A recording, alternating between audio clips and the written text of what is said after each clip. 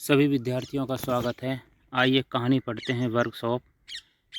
एक दिन मास्टर जी अपनी कक्षा को फैक्ट्री दिखाने के लिए ले गए। फैक्ट्री में लगी अनेक मशीनों को देखकर बच्चों की उत्सुकता बढ़ते देख मास्टर जी ने डीजल इंजन का जिक्र किया और बताया कि किस प्रकार इंजन फैक्ट्री व खेत कई जगह उपयोगी है। इस बात को सुनते ही कक्षा में अमन से रुका न गया। वह बोला, हाँ हाँ मास्टर जी, मुझे मालूम है। एक दिन मेरे पापा ने मुझे महान वैज्ञानिक रूडोल्फ की कहानी सुनाई थी। मास्टर जी ने अमन को कहानी सुनाने का पूरा अवसर दिया। अमन ने कहानी शुरू की। एक दिन जब रूडोल्फ अपनी वर्कशॉप में प्रयोग कर रहे थे, अचानक उनके इंजन में बहुत ज़ोरदार विस्फोट हुआ। इस विस्फोट से उसकी वर्कशॉप बुरी तरह क्षतिग्रस्त हो गई। बहुत सी महत्वपूर्ण चीज़ें जलकर खाक हो गई। वे खुद भी बुरी तरह घायल थे। उन्हें लंबे समय तक उपचार के लिए अस्पताल में रुकना पड़ा। इतने बड़े हादसे के बावजूद वे डरे नहीं। न तो उन्होंने हिम्मत छोड़ी और न ही मायूसी और निराशा को अपने करीब फटकने दिया। स्वस्थ होने के बाद वह फिर अपने वर्कशॉप जा पहुँचे। इतने बड़े हादसे के बावजूद उनके चेहरे पर किसी प्रकार का अफसोस या सिकन नहीं थी। वे पूरी उत्साह के साथ नए सिरे से अपने काम में जुट गए। लोग उनके इस जुझारू और प्रेरणादायक जज्बे को देखकर हैरान थे। इसके बाद उन्होंने कई सफल आविष्कार किए और कई भाप इंजनों का डिज़ाइन तैयार किया। उनके आविष्कारों में डीजल इंजन प्रमुख रहा। कहानी सुनने के बाद बच्चों के चेहरे पर अमन के प्रति कृतज्ञता का भाव एवं रूडोल्फ के प्रति सम्मान का भाव स्पष्ट झलक रहा था। चर्चा की दिशा। हमारे जीवन में हमें बहुत सी समस्याएं अथवा बाधाएं आती हैं। बाधाएं आना दुख का कारण नहीं होता, बल्कि उन्हें पार पाने के लिए समाधान ना ढूंढ पाना ही दुख होता है। कहानी के जरिए विद्यार्थियों का ध्यान इस ओर ले जाना कि समस्या के आने पर दुखी होकर अपने लक्ष्य से मुंह नहीं मोड़ लेना चाहिए, बल्कि समस्याओं से जूझने का प्रयास करना चाहिए। समाधान ढूंढना महत्वपूर्ण है। आइए कहानी पढ़ते हैं। मेरा नया दोस्त। विकास और अर्जुन दोनों पास पास रहते थे। एक ही कक्षा में पढ़ते थे। दोनों पढ़ने लिखने में अच्छे थे और विद्यालय के नियमों का पालन करते। कक्षा में सभी से दोस्ती भी थी। अर्जुन चुलबुले स्वभाव का था, सभी से हंसकर बात करता, जबकि विकास शांत स्वभाव का था और कम बोलता था। रोज़ शाम जब सभी अपने घर से खेलने के लिए निकलते, विकास दूसरी गली से कहीं निकल जाया करता। रोज़ वह कहाँ जाता है, खेलने क्यों नहीं आता। एक दिन यही पता लगाने के लिए अर्जुन उसके पीछे पीछे चल दिया। अर्जुन ने देखा कि विकास एक ऐसी बस्ती की तरफ जा रहा था जो कि नई बसी थी, जहाँ अधिक बसावट भी नहीं थी। अर्जुन ने सोचा कि कहीं विकास किसी गलत संगत में तो नहीं पड़ गया।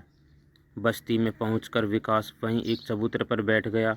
बस्ती के बच्चे भी वहीं पर आ गए और विकास लगा उन्हें पढ़ाने के बाद खूब चर्चा भी चलती रहती। बच्चे खूब खुलकर विकास से बातें कर रहे थे। तभी अर्जुन ने पास से गुजरते हुए एक बूढ़े व्यक्ति से पूछा, तो पता चला कि रोज़ विकास आकर इन बच्चों को पढ़ाता है और उनके साथ खूब समय बिताता है। भला हो विकास बेटे का, जो इतना समय देकर बच्चों को कुछ सिखा रहा है। ऐसा सुनकर अर्जुन भी शामिल हो गया विकास के इस कार्यक्रम में। उसे विकास के साथ खूब मजा आने लगा। अब अर्जुन गर्व से कहने लगा, क्या खूब है मेरा नया दोस्त। चर्चा की दिशा। अक्सर हम किसी व्यक्ति को बिना जाने ही उसके लिए कुछ धारणा बना लेते हैं, जिसके कारण हम संबंधों का निर्वहन सही तरीके से नहीं कर पाते। कितना अच्छा हो यदि हम आगे बढ़कर सब कुछ जान परख कर कुछ निर्णय लें, ताकि संबंध मधुर बन सके। कुछ भी बिना जाने मान लेने से गलतफहमियां हो सकती हैं। आइए कहानी पढ़ते हैं। व्यर्थ क्या। कार्तिक एक होनहार बालक था। सभी अध्यापक उससे बहुत प्रसन्न रहते। इसी बात के चलते वह कुछ घमंडी स्वभाव का बन गया। वह सभी को अपने से छोटा और हीन समझने लगा। यह बात कक्षा अध्यापक को अच्छी नहीं लग रही थी। एक दिन उन्हीं के जन्म दिवस पर सभी विद्यार्थियों ने उन्हें कुछ उपहार भेंट करना चाहा, तो अध्यापक ने विनम्रतापूर्वक कहा, उपहार स्वरूप मुझे ऐसी वस्तु चाहिए जो बिल्कुल व्यर्थ हो। सभी ऐसी चीज़ की खोज में निकल पड़े। मिट्टी को व्यर्थ समझकर विद्यार्थियों ने मिट्टी की तरफ हाथ बढ़ाया तो ख्याल आया, हम इसे व्यर्थ क्यों समझ रहे हैं, इसी में तो सब पेड़, फल, फूल, अनाज आदि फलते फूलते हैं। वे आगे बढ़ गए। घूमते फिरते उन्हें गंदगी का ढेर दिखा। उसे देखते ही सबके मन में घृणा उभरी। उन्होंने सोचा, इससे बेकार चीज़ और क्या होगी। तभी एक ने कहा, इससे बढ़िया खाद कहाँ मिलेगी, फसलें इसी से पोषण ग्रहण करती हैं। सभी गहरी सोच में डूब गए। तो भला व्यर्थ क्या हो सकता है। कुछ भी व्यर्थ न मिलने पर खाली हाथ ही अध्यापक के पास पहुँचे। अध्यापक ने विनम्रता से कहा, संसार में नहीं, अपने भीतर झांक के देखो कि व्यर्थ क्या है। विद्यार्थियों को समझते देर न लगी कि गुरुजी उस अहंकार की बात कर रहे हैं जो अपने भीतर ही है। कार्तिक तुरंत बोल उठा, सर मुझे समझ में आ गया कि मेरा अहंकार ही वह वस्तु है जो मुझे त्याग देनी चाहिए। चर्चा की दिशा। विद्यार्थियों से इस बात की चर्चा भी कर सकते हैं कि किस तरह वस्तुओं का सही निपटारा किया जा सकता है। हर वस्तु का निपटारा यदि सही तरीके से किया जाए तो वह मिट्टी में ही मिल जाएगी और उसकी उर्वरकता को भी बढ़ाएगी। यदि सब कुछ व्यवस्थित हो तो बेकार कुछ नहीं है, अव्यवस्थित होने पर बेकार लगने लगता है। उदाहरण के तौर पर कार्बन डाइऑक्साइड हमारे शरीर के लिए उपयोगी नहीं है, इसलिए हम सांस के द्वारा इसे बाहर छोड़ते हैं, किंतु पौधों के भोजन बनाने में वह एक आवश्यक तत्व है। कहानी पढ़ते हैं। कौन, पेन या मित्र। सुमित और रोहन में अच्छी मित्रता थी। दोनों एक साथ खेलते हुए पढ़ते थे। एक दिन रोहन सुमित के घर उसकी कॉपी वापस करने गया। सुमित ने उसे अपना नया पेन दिखाया जो उसके दादाजी उसके लिए लाए थे। रोहन को पेन बहुत पसंद आया। सुमित ने अपने परिवार की एल्बम भी रोहन को दिखाई। रोहन के जाने के बाद सुमित ने एल्बम अलमारी में रख दी। तभी उसका ध्यान पेन की तरफ गया। पेन तो वहाँ था ही नहीं। उसने सोचा, कहीं पेन रोहन ने तो नहीं ले लिया। फिर उसके अंदर से आवाज़ आई, नहीं नहीं, रोहन ऐसा नहीं कर सकता। अगले दिन सुमित रोहन से विद्यालय में मिला। सुमित का ध्यान रोहन की जेब पर गया। उसमें रोहन का पेन था। उसने कहा, अरे मेरा पेन तुम्हारे पास है।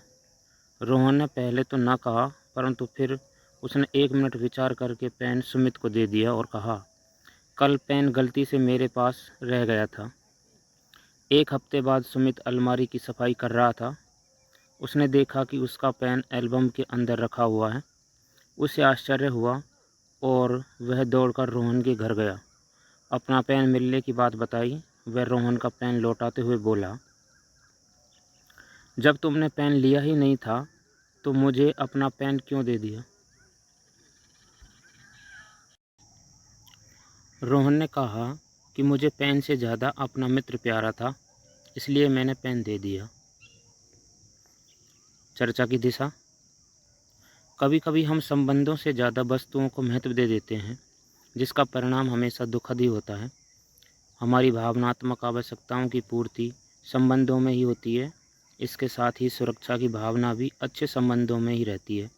संबंध अच्छे रहें तो वस्तुओं की उपलब्धता फिर भी हो ही सकती है, लेकिन संबंधों में दूरियां पैदा करके वस्तुओं को हासिल कर खुश नहीं रहा जा सकता। इस कहानी में विद्यार्थियों को संबंधों के महत्व को समझने के लिए प्रेरित किया गया है। आइए कहानी पढ़ते हैं। जीत किसकी। एक दिन खेलते समय सलीम का अपने दोस्तों से झगड़ा हो गया। वह खेल छोड़कर अपने घर के बाहर बैठ गया। उसके भीतर द्वंद्व चल रहा था, इसलिए वह परेशान था। सलीम से उसकी दादी ने पूछा, सलीम क्या हुआ? सलीम बोला, मेरे दोस्तों से मेरा झगड़ा हो गया है। तो तुम परेशान क्यों हो? दादी ने फिर पूछा। सलीम अपनी दादी से अपनी सब बातें साझा करता था, इसलिए उसने दादी को सब कुछ बता दिया। उसने कहा, मैं समझ नहीं पा रहा हूँ कि मैं परेशान क्यों हूँ। मुझे बहुत गुस्सा आ रहा है क्योंकि मेरे दोस्तों ने मेरी बात नहीं मानी।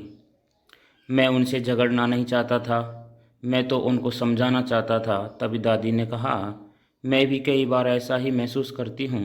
मेरे अंदर दो तरह के विचारों में द्वंद्व होता है। एक तरफ गुस्सा, बदला लेने और सबक सिखाने के विचार होते हैं, तो दूसरी तरफ क्षमा, दया और मिलजुल कर रहने के विचार होते हैं। सलीम के अंदर भी यही चल रहा था, इसलिए उसने दादी से पूछा, दादी, ऐसे में आपके कौन से विचारों की जीत होती है? दादी ने कहा, जिन विचारों का मैं साथ देती हूँ। चर्चा की दिशा। कई परिस्थितियों में हमारे सकारात्मक व नकारात्मक विचारों में द्वंद्व होता है। प्रतिक्रिया के दौरान सामान्य रूप से नकारात्मक विचार आते हैं। यदि इन विचारों के आधार पर निर्णय लिया जाता है तो इससे हमारे संबंधों में दूरी बढ़ती है। बाद में सोचने पर हमें अच्छा महसूस नहीं होता है। सकारात्मक विचारों के आधार पर निर्णय लेने पर हमें हमेशा अच्छा महसूस होता है। इन प्रश्नों के माध्यम से विद्यार्थियों को सकारात्मक विचारों के आधार पर निर्णय लेने के लिए प्रेरित करने का प्रयास किया गया है। आइए कहानी पढ़ते हैं। 2 दिन बाद। प्रमोद और समीर दोनों पक्के मित्र थे। दोनों एक दूसरे से हर बात साझा करते थे। एक दिन प्रमोद बहुत क्रोधित होकर समीर के पास आया। उसने कहा, सहपाठी ने उसको पत्र में बड़ी उल जलूल बातें लिखी थी। समीर ने कहा, प्रमोद बैठो, गुस्सा मत करो, तुम भी इसका जवाब दे दो और दिल खोल कर जवाब दो। जो भी तुम्हें लिखना है लिख दो।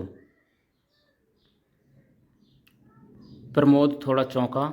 उसने ऐसा सोचा भी नहीं था कि समीर ऐसा कहेगा। उसे तो लगा था कि हमेशा की तरह समीर उसे समझाने की कोशिश करेगा, लेकिन आज तो वह खुद ही ऐसी बातों का समर्थन कर रहा है। खैर, प्रमोद ने भी दिल खोलकर पत्र लिखा। पूरा पत्र लिखकर उसने राहत की सांस ली और समीर की ओर देखने लगा। समीर ने कहा, अब यह पत्र मुझे दे दो। अपने मित्र के पत्र को 2 दिन बाद मैं स्वयं भेजूंगा। प्रमोद ने पूछा, 2 दिन बाद क्यों? यह मैं तुम्हें बाद में बताऊंगा। समीर ने मुस्कुराते हुए कहा। प्रमोद समीर पर बहुत विश्वास करता था और उसकी समझदारी के कारण उसका सम्मान भी करता था, इसलिए उसने और कुछ नहीं पूछा। 2 दिन बाद समीर ने कहा, मित्र, मैं आज तुम्हारा पत्र भेज रहा हूँ। 2 दिन में सब आग ठंडी हो गई थी।